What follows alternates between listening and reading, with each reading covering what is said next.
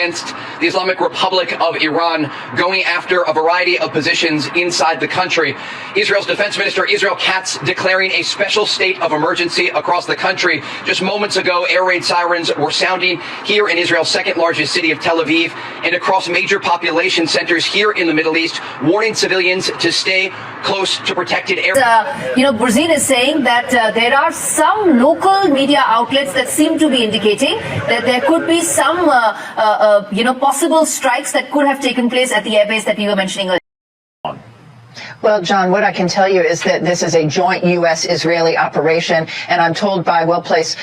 U.S. officials that this is the beginning of a long operation. This is not a sort of pinpoint strike. What we're seeing now are reports from inside Iran that there are dozens of sites within Tehran targeting regime headquarters, including the president's office. The United States military began major combat operations in Iran. Our objective is to defend the American people by eliminating imminent threats from the Iranian regime, a vicious group of very hard, terrible people. Its menacing activities directly endanger the United States, our troops, our bases overseas, and our allies throughout the world. For 47 years, the Iranian has confirmed there have been attacks inside its territory. This is a moment a missile hit the U.S.'s Fifth Fleet headquarters in Bahrain's capital, Manama. Bahrain's National Communications Center has confirmed other attacks targeting sites and facilities within its borders and has condemned. ሎሚ ኣዝዩ ኣገዳሲ እዋናዊ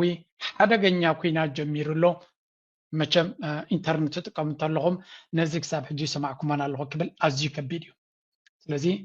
ቀጥታ በቲ መደብ ክንጅምር let's go. We join you right now with breaking news from the Middle East. Israel has launched preemptive airstrikes against the Islamic Republic of Iran, going after a variety of positions inside the country. Israel's Defense Minister Israel Katz declaring a special state of emergency across the country. Just moments ago, air raid sirens were sounding here in Israel's second largest city of Tel Aviv and across major population centers here in the Middle East, warning civilians to stay close to protected areas, to bomb shelters, understanding that in the minutes and hours ahead, Israel may come under direct Iranian. And as Brazil is saying that there are some local media outlets that seem to be indicating that there could be some, possible strikes that could have taken place at the airbase that we were mentioning earlier. Angela. መቸም ዜና ተከታተሉ እንተለኹም ብዙሕ ነገራት የጋጥም ከም ዘሎን ብዙሕ ፍጻሜታት የጋጥም ከም ዘሎን ፈልጦ ኢና ዘረባ ክጅምር ከሎ እስራኤል ፕሪኤምፕቲቭ ስትራይክ ስለዚ ኣቐዲማ ዝገበረቶ መጥቃዕቲ ከም ዝጀመረ እዩ ክዛረብ ፀኒሑ እንታይ ማለት እዚ ውግእ ከፊታ ንኸይብሉ ዝጥቀምሉ ታክቲካዊ ቃል እዚ ውግእ ጀሚራ እስራኤል ንኢራን ብዘይ ዝኾነ ይኹን ምኽንያት ሓሪማታ ንኸይብሉ ሓንቲ ሃገር ንሶም ዝፈትዋት ሚድያ ዝፈትዋ ከተጥቃዕ ከላ ፕሪኤምፕቲቭ ዲሲሽን ወይ እውን እቲ ፀላኢ ከይሃርሞ ከሎ ኣቐዲምካ ንስኻ ክትሃርም ከለኻ ዝብል ዘረባ እዮም ዝጥቀሙ well whatever the case is እቲ ኩናት ጀሚሩ ኣሎ so the war is in and ካብ ሕጂ ነቲ ነገራት ምክትታልዩ ንነዊሕ ዝቕፅል ኩናት እዩ ኢራን ድማ ግብረ መልሲ ይባላ ሓደ ብሓደ ክንሪኦ ኢና በቲ ቅድሚ ዝጀመረ ንጀምር. Can you tell us about the situation in Iran? Well, John, what I can tell you is that this is a joint U.S.-Israeli operation, and I'm told by well-placed U.S. officials that this is the beginning of a long operation. This is not a sort of pinpoint strike. What we're seeing now are reports from inside Iran that there are dozens of sites within Tehran targeting regime headquarters, including the president's office. Captain Zaraba, ሓንቲ ነገር ሰሚዕኩም ክትኮኑ ተስፋ ገብር. This is a long war. እዚ ነዊሕ ኩናት እዩ ናይ ሓደ ሰዓት ናይ ሓደ መዓልቲ ናይ ሓደ ፍርቂ መዓልቲ ገለመለ ኩናት ኣይኮነን ነዊሕ ኩናት ንነዊሕ ዝቕፅል ኩናት ይካየድ እዮም ዝብሉ ዘለዉ እዚ ማለት ድማ እስራኤልን ኣሜሪካን መጀመርያ እስራኤል ጀሚራቱ ዝበሃል ግን እሳቶም ክልቲኦም ሰፊሕ ዝኾነ መጥቃዕቲ ገይሮም ኣለዉ ኣመና ከቢድ ዝኾነ መጥቃዕቲ ምክንያቱ ብዘይ ካል ዓለም ኤር ሱፕሪዮሪቲ ኣለዎም ፀብለልትነት ኣብ ክልል ኣየርና ኢራን ኣለዎም ኢራን ዝኣክል air defense system يبلان سلازي نا أيارات ناتهم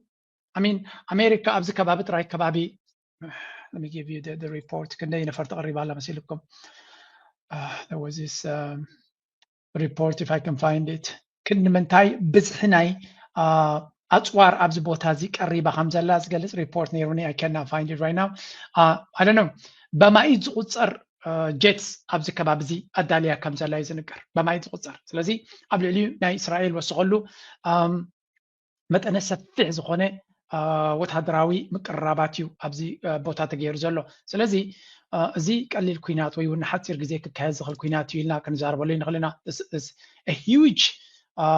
ወታደራዊ ቅልፅም ኣብ ዝተቐሪቡ ዘሎ ገሊኦም ክሳብ ዝብልዎ ዘሎ 700 aircrafts are right now surrounding Iran ክሳብ ከባቢ 700 ነፈርቲ ናይ ኣሜሪካ ኣብ ከባቢ ኢራን ከም ዘለዋ ይዝንገር ዘሎ ስለዚ እዚ ኩሉ ኣፅዋራት እዚ ንሸው ኣይኮነን ቀሪቡ ዘሎ ክጥቀምሉ እዩ ቀሪቡ ዘሎ ክሃርሙሉ እዚ ድማ ብዙሓት ካብዚኣተን ስታልስ እየን ብራዳራት ብኖርማል ራዳር እውን ክትርእየን ዘይትኽእል ፍጥነት ዘለዎን ከምኡ ድማ ንራዳር ኤሌክትሮኒክ ዎርፌር ዝበሃል ዘለዎን ዝኾነ ራዳር እውን ክዕምት ዝኽእል ከምዘይሰርሕ ክገብር ዝኽእል ዓቕሚ ዘለዎን ከም በዓልቴን ራፕተር ዝብልዎን F-22 ከምኡውን F-35 ስለዚ ካልእ ድማ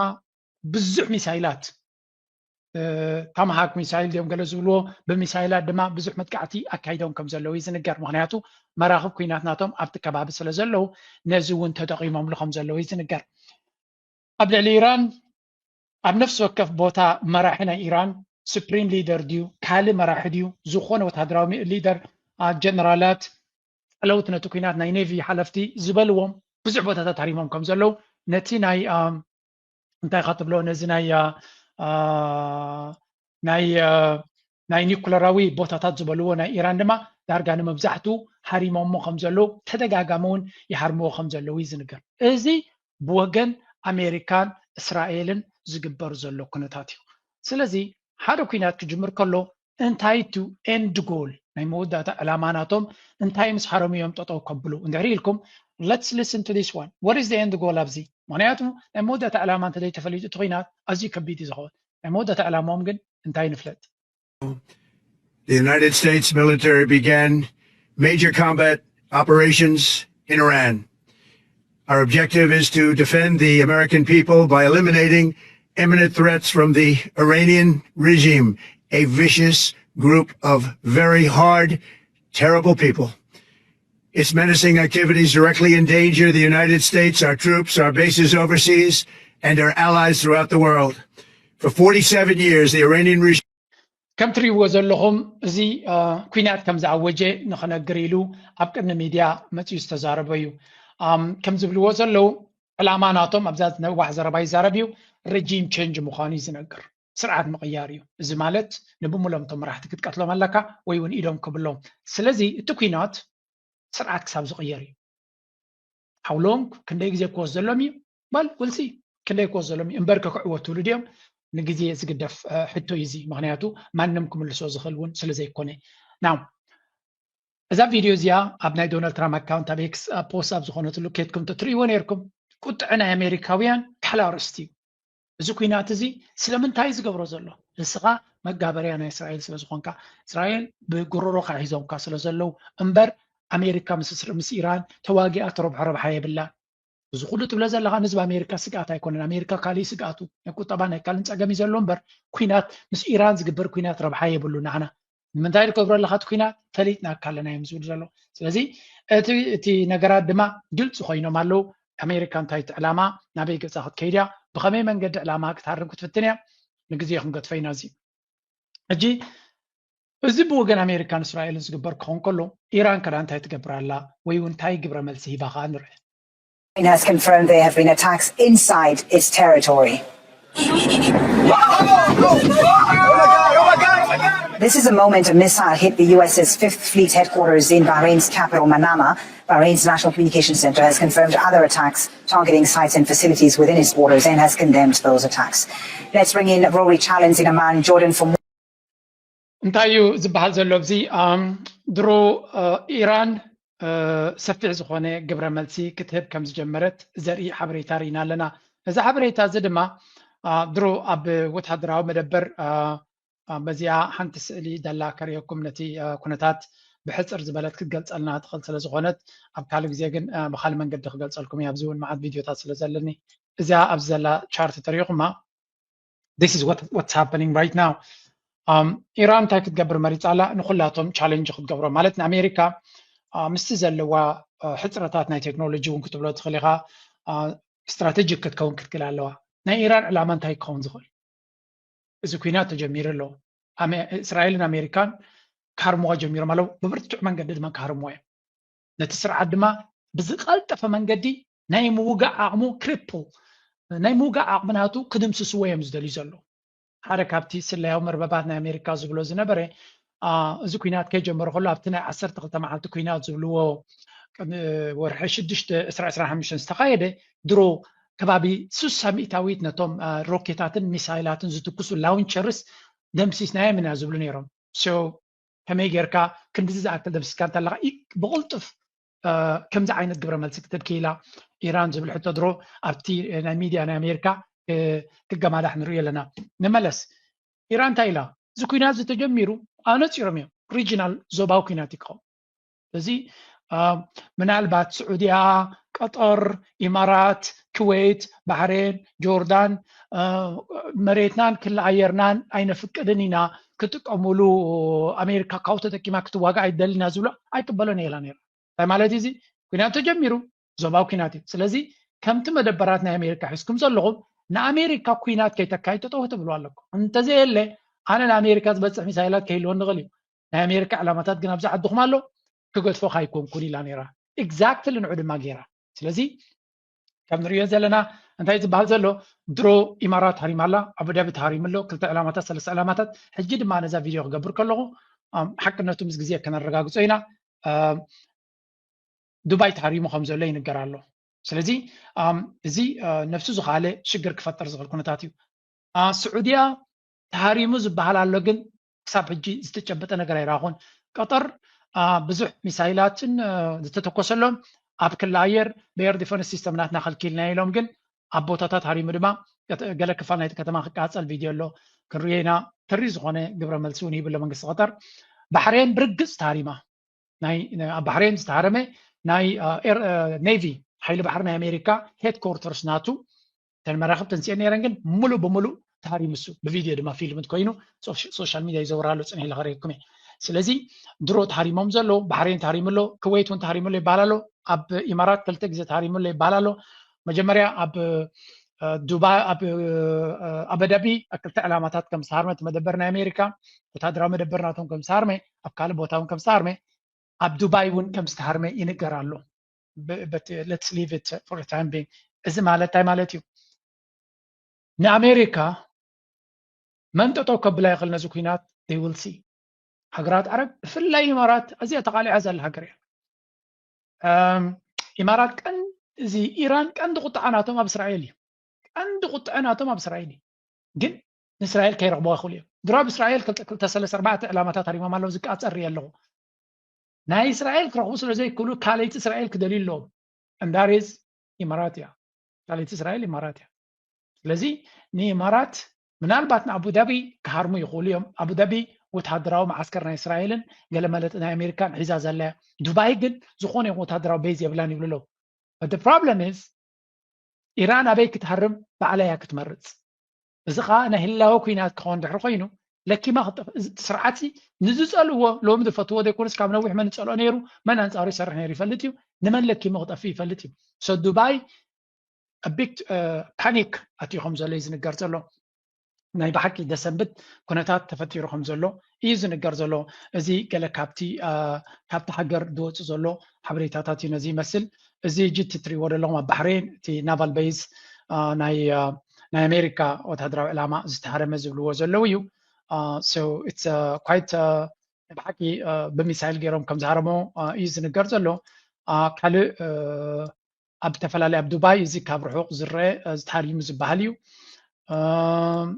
ኣብዚ እትዋን ምስለኒ እዚ ተፈላለዩ ቦታታት ኢሎም ዘርእይዎ ዘሎ እዚ ካብ ኣቡዳቢ ዝተቐድሐ ቪድዮ እዩ ነይሩ ኣብ ኣቡዳቢ ግን ኣብ ከተማታት እውን ዝዓለበ ዕላማ ተራእዩ ነይሩ ስለዚ ኣብ ብዙሕ ቦታታት ብሕጂ እዩ እቲ ዜናታት ክወፅእ ስለምንታይ ናይዚ ኢራን ዝሃረመቶ ጥራይ ተምፅእ ኣለኹም ዝብል ምክንያቱ ኣብ ናይ ኢራን ኢንተርነት ስለተዓፀወ ከምቲ ዝድለ ቪድዮታት ክንረክብ ኣይከኣልናን so እንታይ ይብላ ኣሎ እጂ first footage of Israeli jet fighter jet downed by Iranian Air Force air defense systems in Iraq airspace ሓንቲ ነፋሪት ሃሪማ ትወድቕ ዘላ ይርኢ ኣለኹ and this has to be yet to be confirmed ስለዚ ኩናት ከቢድ ኩናት ክካየድ ምዃኑን እዚ ኩናት እዚ ድማ ብብዙሕ መንገዲ ንብዙሕ ሃገራት ክፀሉ ዝኽእል ምዃኑ እዩ ዝንገር ዘሎ it's going to be ነዚ ቪድዮ እናገበርኩ ከለኹ ካልእ ዜና ዘንብቦ ዘሎ ዱባይ international airport is paralyzed people want to leave flights have been suspended indefinitely ስለዚ ኣብ ዱባይ ፍላይትስ ኩሉ ካንስልድ ኮይኑ ንመዓስ ዝብል የለን ብሙሉእ ትህዝቢ እቲ ኤርፖርት መሊኡ ኣሎ we will see this ክሳዕ ክንደይ ሓደጋ ክወርድ ከም ዝኽእል ኣብዚ እውን እቲ ሪፖርት ረኺበ ነይረ ስለዚ እዚ ኩናት እዚ ኣዝዩ ከቢድ ኩናት ክኸውን ምዃኑን ብብዙሕ መንገዲ ንብዙሕ ሃገራት ክፀሉ ዝኽእል ምዃኑ እዩ ኣብዚ እውን ክንሪኦ ፀኒሕና ኢና ዝተፈላለዩ ዕላማታት ሃሪሞም ከም ዘለውን ሃገራት ዓረብ ሓደ ብርቱዕ ዝኾነ ድምፂ ክስማዓ ጀሚረን ኣለዋ እሱ ድማ ስዑድያ ናይ ብሓቂ ቁጥዐ ከም ተሰማዓን ኣብዚ ኩናት እዚ ኢዳ ክትእቱ ምዃናን ኣብ ጎኒ ኣሜሪካ ከም ዘላ ነጊራ ኣላ ብግልፂ ንኢማራት ንቀጠር ንኩዌት ንባሕሬን ንኩላቶም ኩሉ ፀጋታት ገይራ ክትሕግዝ ምዃና ነጊራ ኣላ ስለዚ ስዑድያ I am ready እንድሕሪ ኢንቫይትድ ኮይነ I'm ready to join the war ትብል ኣላ የዋፅኦም ኣይዋፅኦን ንግዜ ክንገድፎ ኢና ማለት this is going to be a very serious situation ኩላቶም ድማ ዝተፈላለየ ዕላማን ዝተፈላለየ ኣጀንዳን ከም ዘለዎም ኢና ንፈልጥ ዘለና ናው እንታይ ክንብል ኢና ኣብዚ ደሊና ዘለና ናይ ኢራን ኤንድ ጌም ወይ እውን ነዚ ኩናት እዚ ብኸመይ ክስዕረያ ትብል ዘላ ንኣፅዋራት ናይ ኣሜሪካን ናይ እስራኤልን ክሳብ ዝውዳእ ወይ እውን ከወድኦም እየ ወይ እውን ኢዶም ከም ዝቡ ክገብሮም እየ ድያ ክትብል ዘለዋ ንዝብል ሕቶ እንታይ ኢኻ ክትብል ትኽእል ኢራን ንስትራቴጂ ናታ ንፁር ክኸውን ኣብዚ ንኣሜሪካ ክሕመማ ክኽእል ኣሎ እቲ ኩናት so where it hurts ኣበይ ቀንዲ ክሕመሞም ይኽእል ሰራዊት ናይ ኣሜሪካ ክመውት ክኽእል ኣሎ ዶናልድ ትራምፕ ነዚ ኩናት እዚ ብኮንግረስ ተደጊፉ ወይ እውን ብኮንግረስ ንክውጆ ተነጊርዎ ዝገበሮ ምዃኑ ኣይፈለጥናን ኣለና ስለዚ ሓፂር ኩናት ገይሩ ውፅኢት ከምዚ ናይ ቬኔዙዌላ ከምፅእ ዝደሊ ዘሎ ስብዝተኻለ መጠን ካልኣይ ድማ ነዊሕ ኩናት ተኮይኑ ሚድ ተርምስ ዝበሃል መፅእ ኣሎ ዝና ናቱ ዓብይ መጥቃዕቲ ክወርዶ ስለ ዝኾነ it's going to be very very interesting ስለዚ ኣብ ከምዚ ኩነታት ኢራን እንታይ ክትገብር ዘለዋ መጀመርያ ንኣሜሪካ በጃኻ ነዚ ኩናት ጠጠው ኣቢሎ ክብልዎ ዝኽእሉ ሓይልታት ትሃርም ኣለዋ and that are the easy targets ኣብዚ ወይ እውን ዝቐለሉ ታርጌትስ ድማ ናይ እስራኤል ኤርቤዝ ኣይኮነ ወይ ናይ እስራኤል ቦታ ኣይኮነ እስራኤል 45 ብዙሕ ምክልኻል ዘለዎ እዩ ይሃርምዎ ኣለዎ እዮም ኣቦ ግን ቀንዲ ኣተኩሮም ነዚ ኩናት እዚ ንመን ክመርር ዝኽእል እዚኦም ንኣሜሪካ ከእንግዱ ዝኽኣሉ ንኣሜሪካ መሳርሒ ናቶ ኮይኖም ዝነበሩ ንዓታቶም እንድሕሪ ኣበርቲዖም ሃሪሞም ዝያዳ ቡገይሮም ንሳቶም ተመሪርዎም ንኣሜሪካ ለሚኖም እዮም ፀቕጢ ገይሮም ገለ ክገብሩ ክኽእሉ ኮኑ ዝብል calculation ክህልዎም ከም ዝኽእል ግምት ኣለኒ ስለዚ ዱባይ is going to be one of the biggest targets ኣነ በዛ ዓቕመይ እንታይ ኢለ ነይረ ናብ ማእከላይ ምብራቕ ዘሎ መገሻታት ኣወግዱ ኢለ ነይረ ስለዚ reports are coming out again and again ዱባይ በብዝሒ ትህረም ከም ዘላን ካብ ዱባይ ዱባይን ኢማራትን ኣመና ታርጌት ኮይኖም ከም ዘለዉ እዩ ዝንገር ዘሎ Dubai just shut down the busiest international airport on earth, closed indefinitely. Dubai International and Al Maktoum International both suspended all operations on February 28th per official Dubai airport statement. Now read the airlines, read the airline list and understand the scale of what just brought. Emirati grounded, Etihad grounded, Qatar Airways suspended all flights to and from Doha in Qatar airspace. Air India, every single flight to every destination in this in the Middle East, in the Middle East suspended. Turkish Airlines suspended flights to Bahrain, Iraq, Iran, Jordan, Kuwait, Lebanon, Oman, Syria, Qatar, and كابزهم كلهم Gulf states زي الرمز اللي حنت هاجر ترى. حنت هاجر ترى ميلان. And that country is Oman. سلامتكم زي الرمز اللي ما سنيلا كفلتكم. This is a very interesting time and نبحكي زي قررم كنا تاتين عن رزالنا. This is not a regional disruption. This is a global aviation network okay of course people are trying to ለትኩነታት ካብ ዝግብኡ ንላዕሊ እውን ከገማድሑ ወይ ንብለ እዚ እውን ተመሳሳሊ ንርኢ ዘለና ኢና ኣብዚ እውን ወላቲ ጀበል ዓሊ ኤርፖርት እውን ተዓፅዩ ከም ዘሎ እዮም ዝነግሩ ዘለው and this is ኣብዚኣ ሓንቲ ሪፖርት ሪአ ነይረ ክገርመኩም if I am going to show you this one ኣብዚ እንታይ እዚ እቲ ኩላ ፅዋራቶም እንዲሁ ሓለቃ ስታፍ ናይቲ joint staff the chairman of the US Joint Chiefs of Staff was dismissed after warning Trump about the consequences of an attack on Iran. According to Reuters, after the warning from the head of the Pentagon's Joint Chief of Staff, Fred Culture, to Trump about the attack. So,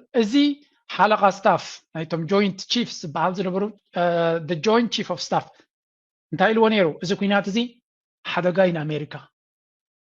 ኣሜሪካ ኩናት ምስ እስራኤል ኢልዎ ከጠንቅቆ ስለ ዝፈተነ ካብ ስርሑ ሰጊግዎ ነይሩ ንብል ኣለና በብዙሓት ጀነራላት ተጠንቀቕ ተባሂሉ ከሎ ዝገበሮ ኩናት ምዃኑ ድማ እዩ ዝንገር ዘሎ ሃገራት ዓረብ እውን እዚ ኩናት እዚ ከይካየድ ኣትሪረን ተማሕፂነን ነይረን እየን ናው እስኪ ቁርብት ላይ ካብቶም ነቲ ኩናት በቀረባ ዝከታተልዎ ዘሎ ንስማ Thoughts on what we're seeing today? I think you can't say it's a surprise. Everyone expected the war to start. The timing of it and also what we've seen so far in terms of the targets. Well, I mean, it's as you said, this was expected. I've been saying for some time now, just watching the logistical flow of American military resources into the region, that we had probably passed the point of no return, that once you flow a certain amount of military resources, the war will happen. It has to happen on a given timeline. That's just the way the world works. That's the way war works. You know, and if I'm seeing this, I have to hope that other people see it as well, or at least assume by the aggression. እንታይ ንርኢ ዘለና እዚ ኩናት እዚ ኦልሬዲ ክመፅእ ምዃኑ ዳርጋ መብዛሕቶም ተነቢዮም ዝነበሩ እዮም ሓንደበት ድመፅአ ወይ እውን ሳሕቲ ወይ እውን ካብ ትፅቢት ወፃኢ ዝኾነ ይኮነን እቲ እንኮ ነዚ ኩናት እዚ ዝገብሮ ኣብ ቃልዕ መዓልቲ ወላ ሓንቲ ኣብ ዘተ ተስፋ ዝህብ ናይ ዘተ መንፈስ እናተኻየደ ከሎ ነቲ ዘተ ረጊፅካ ነቲ ዝግበር ዝነበረ ዲስካሽንስ ኣሊኻ ኣሜሪካ ኩናት ንክትገብር ከም ዶናልድ ትራምፕ ንዝኾነ ይኹን ቅድመ ኩነት ክቅረበሉ ዝፀንሐ ኩሉ ነፂጉ ናብ ኩናት ይኣቱ ከም ዘሎ ዓለም ለኻዊ ሕጊ የለ ኢንተርናሽናል ሎው ዝበሃል የለ ሶቨሬኒቲ ገለመለ የለን ኩሉ ነገር ረጋጊፆም ብናቶም ድሌት ናብቲ ኩናት ይኣቱ ከም ዘለው እዩ ኦፍኮርስ ኣብዚ ቻነል እውን ብዓቕምና ንዛረብ ነርና ክንዲዚ ዝኣክል ሎጂስቲክስ እንተተንቀሳቂሱ እቲ ኩናት እቲ ዘይተርፍ ምዃኑ መብዛሕቶም ተነቢዮም ነይሮም እዮም ቢካዝ እቲ ሎጂስቲክስ ዋጋ ስለ ዘለዎ ብዘይ ኩናት ክንዲዚ ፈንጣሕጣሕ ክገብር ኣይትክልኒ ዶናልድ ትራምፕ ናይቲ ዝገብሮ ዘሎ ፈንጣሕጣሕ ንባዕሉ ፃቕጢ ክገብረሉ እዩ ዝበሃል ዘረባ ነይሩ ስለዚ ሪፖርትስ ከም ዝሪኦ ዘለኹ ስዑድ ዓረብ እውን ተሃሪማ ከም ዘላ ዝገልፅ ሓበሬታ ኣሎ ሃገራት ዓረብ ብሙለን ነቲ ሕጂ እንታይ እዩ ተን ሃገራት ዓረብ ንባዕለን ናብቲ ኩናት እቲ ንክኣትዋ ዘገድደን ምክንያት ይርከብ ኣሎ እዚ ኩሉ ድማ ንሓንቲ ሃገር ኣፀቢቑ ከርባሓ ምዃኑ Foreign Ministry has released a statement. It says the state of Qatar expresses its strongest condemnation of the targeting of Qatari territories with Iranian ballistic missiles, considering it a flagrant violation of its national sovereignty, a direct assault on its security and the safety of its lands, and an unacceptable escalation that threatens the security and stability of the region. The Ministry of Foreign Affairs affirms that the state of Qatar reserves its full right to respond to this targeting in accordance ከም ንሪኦ ዘለና መንግስቲ ቀጠር ነቲ ኣብ ሃገሩ ዘጋጠመ ብተሪር ከም ዝተቃወሞ ይነግር ኣሎ ልውላውነቱ ተደፊሩ ስለ ዘሎ ድማ ንሱ እውን ዝከኣሎ ነገር ገይሩ ክምልስ መሰል ከም ዘለዎን እዚ ድማ again this is violation of their sovereignty territorial integrity ሃገሮም ተሃሪሙ ስለ ዘሎ ነግድን እዮም ከምዚ ዓይነት መግለፂ ከውፅኡ ወላ ስዑድያ እውን ተሪር መግለፂ ኣውፅያ ነይራ if I can find it ስዑድያ UAE ብምሎም ነቲ ኣብ ልዕሊ ልውላውነቶም ንዘጋጠመ ብተሪር ተቃውሞ ኣውፅኦም ነይሮም እዮም ስለዚ this is እቲ ኩናት ኦልሬዲ ብኩሎም እቶም እቲ ኩናት ሰፊሕሎ ኣብ መሬትና ወላ እኳ ናይ ካልኦት ሃገራት أنجينا أنتلنا بفلاي ناي قطر كزاربو خلو أزو كوينات زي أب من يخاطبلو أب إيران نخي كايد نزو كوينات زي بزح دبلوماسي كجبرو زفتونو بمخانهم ون أبزي أتري رومي قلتيهم زي نعبنت مجلسنا السعود العربي. The Kingdom of Saudi Arabia condemns and denounces in the strongest terms the treacherous Iranian aggression and the blatant violation of the sovereignty of each of the United Arab Emirates. ስለዚህ ني لولاونتن إذا توحدنا ورارنا إيران لولاون بجهاز لولاونت ناي إمارات the Kingdom of Bahrain سنتنا بحرين قطر كمدما ناي كويت كمون ناي جوردان لولاونتهم إذا توحدناهم استدفره بتري بزتر رقالات كم تخنونون affirming its full solidarity and standing by the side of these sister states. ስለዚህ ሙሉ በሙሉ ኣብ ጎኒ እዘን ሃገራት ከም ትኾን and placing all its capability at the disposal to support them in all measures they take and warn. ስለዚህ ኣብ ኩሉ ዝገብርዎ ስጉምቲ ኣብ ጎኖም ደው ክብላ እዮም። ስለዚ መጥቃዕቲ ክገብሩ ተኮይኖም ኣብ ጎኖም ኮይና መጥቃዕቲ ክትገብር ምዃና እዩ ዝንገር ዘሎ። ስለዚ ወላ ኣብዚ ቅፅል ኢልካ እንተሪኻዮ እውን UAE እውን ተመሳሳሊ መግለፂ ውፅኡ ነይሩ። The UAE announces successful interception of several Iranian missiles targeting the country. ብዙሕ ናባና ዝትኮስ ነበረ ኣምኪና ኢና። The Minister of Defense announces that the United Arab Emirates was subjected today to brazen attack with Iranian ballistic missiles. በባሊስቲክ ሚሳይልስ እዮም ካብ መጥቃዕቲ ሪድዎም which the UAE's defense handled with the highest efficiency, successfully intercepting several of those missiles. መብዛሕትኡ ተኸላኺልና የብሎ ግን ሓደ ሰብ ከም ዝሞተ ድሮ ኣብዚ ክሳብ ሕጂ ኣብ ዝረኣኽቦ ሪፖርት ሪኢ ኣለኹ። and yeah, I mean this is a very escalatory situation. The complaint,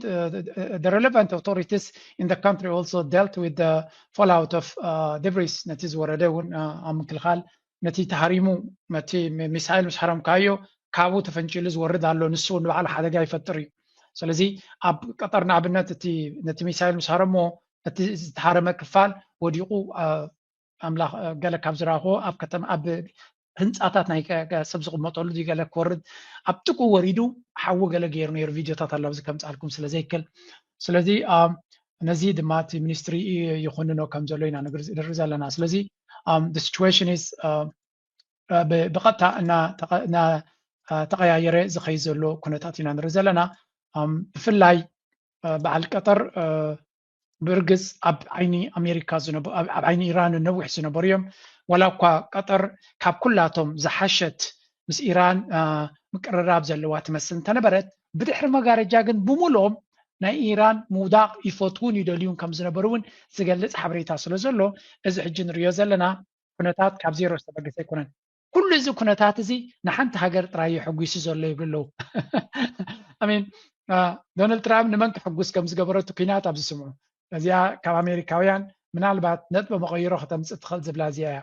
The only reason we're having this war is because Israel wants it. This is their last chance, they believe. This presidency is the last presidency where they're going to have unequivocal bipartisan support. You can't primary every Thomas Massie, and there's a whole army of them coming at some point because everyone can see what's going on. You can shut down X and you can shut down the internet. You can be like Great Britain and arrest people who protest Israel, but attitudes are not going to revert to what they were 5 years ago. Sorry. And they know this. So this is their last chance. What's so amazing is that Israel, which at least is acting እንታይም ዝብሉ ዘለው ታክ ካርልሰን ካልኦት ኩላቶም ተ ሚድያ ናይ ኣሜሪካ ነዚ ኩነታት እዚ ኣነፂሩ ፈሊጥዎ ኣሎ። ነተንያሁ ናይ መወዳእታ ዕድሉ እዚኣ እያ። ነዚ ፕሬዚደንት እዚ ነዚ ሕጂ ዘሎ ኩነታት ብኩሉ መንገዲ ተቆፃፂሮም ኣሎ። ካብ ሕጂ ንድሓር ግን ህዝቢ ኣሜሪካ ናይ እስራኤል ኣካይዳ ፅቡቅ ገይሩ በሪህሎም እዩ። ሚድያ ይቆፃፀሩ፣ ኢንተርኔት ይቆፃፀሩ፣ ጅንዕፍሪት ይቆፃፀሩ፣ ሰብ ነቂሑሉ እቲ ጉዳይ ኢሉ ኣሜሪካ ሽግራ ዓረብ ከም ዘይኮኑ ኣስላም ከም ዘይኮኑ እንታይ ዳ እስራኤል ትገብሮ ዘላ ምቁፅፃር ናይ ፖለቲካ ናቶም ምዃኑ ተረዲዎም ኣሎ። ስለዚ ነተንያሁ ዋላ ዝወረደ ይወርድ ናይ መወዳእታ ቁማር ተፃዊቱ ንዶናልድ ትራምፕ ሓቢሉ ሓባቢሉ ኣብዚ ስጉምቲ እትይዎ ከም ዘሎ እዮም ዝነግሩ ዘለው። ውፅኢት ናቱ ድማ ከም ዝትሪእዎ ዘለኹም ኣብ እዚኦም ቶም ኣይሁድዮም ኣብ ባንከርስ ኣብ ትሕቲ ሸልተር ናቶም ቦምብ ሸልተር መጥቃዕቲ ከይውረድ ኣብ ትሕቲ ምድሪ ዘሎ ኮይኖም ይስዕስዑ ከም ዘለው ዝብል